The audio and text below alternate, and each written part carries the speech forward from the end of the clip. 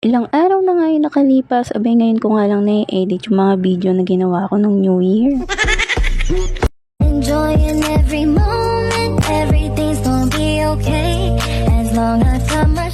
Pagkatapos nga namin mag-almusal dyan, ay nag-prepare na nga ako ng mga lulutuin ko. At una ko nga sinalang yung gulaman. Buko pandan nga pala yung pinili ko dahil ito naman yung kadalasan na nakikita natin sa handaan. Bumili nga lang ako dyan ng 3 sachet ng gulaman. At madami-dami na nga rin yun kapag naluto dahil lalagyan pa nga yun ng tubig at gatas. At dahil nga wala akong malaking kaserola, ay hinati ko na nga lang yung paggagawa ko ng gulaman. Habang nakasalang pa nga sa kalan yung unang gulaman na ginawa ko, ay inutusan ko na nga tong panganay kong anak. Sabi ko nga sa kanya ay lagyan niya na ng mga keso yung paglalagyan ng gulaman. At dito naman sa kabila ay inutusan ko naman si Jelix mapagmahal at yung bunso kong anak na gayatin na nga yung iba pang keso na natira. Pagkatapos nga nilang gayatin na maliliit tong keso ay pinapunta ko naman dito si Jelix mapagmahal sa kalan. Sinalang ko na nga pala yung isang gulaman na niluluto ko at mukhang ganadong-ganado nga sa paghahalo tong si Jelix at napapasayaw pa nga.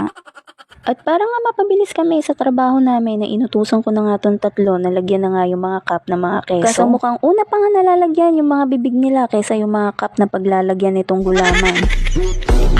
Nung matapos na nga namin lutuin tong gulaman ay nilagay ko na nga agad sa lamesa. Niready ko na nga din yung mga lalagyan nitong gulaman. Kumuha na nga lang ako ng baso at ayun nga yung ipang sasalo ko sa gulaman para mailagay ko ng ayos. Pagpasensyahan nyo na nga kung medyo maingay dahil napakaingay na naman ang aso ng kapitbahay.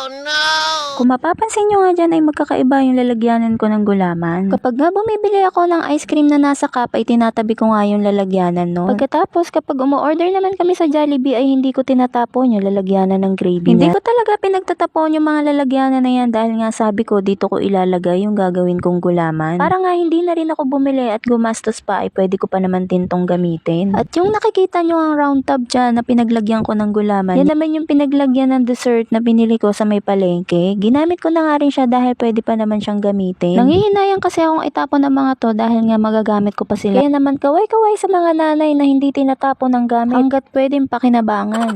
Anyways, balik na nga tayo dito sa ginagawa ko at nalagyan ko na nga lahat na lalagyan nitong gulaman. Bago ko nga pala salinan ng gulaman yan ay nilagyan nga muna namin ng keso. At nung malagyan ko na nga silang lahat ay nilagyan ko nga uli ito ng toppings. Nilagyan ko nga uli siya ng keso at maliliit na nips. Yung mga una nga namin nilagay na keso at nips ay lumubog dahil nga hindi pa nga masyadong matigas yung gulaman. Kaya naman yung medyo tumigas na nga siya at hindi na tubig-tubig ay nilagay na nga uli namin yung keso at saka nips. Nagtulong-tulong na nga kaming 4 dyan para nga mas mabilis kaming matapos. Dahil nga yung mga oras na yan ay padilim na ay hindi pa ako nakakapag-decorate ng pang 2024.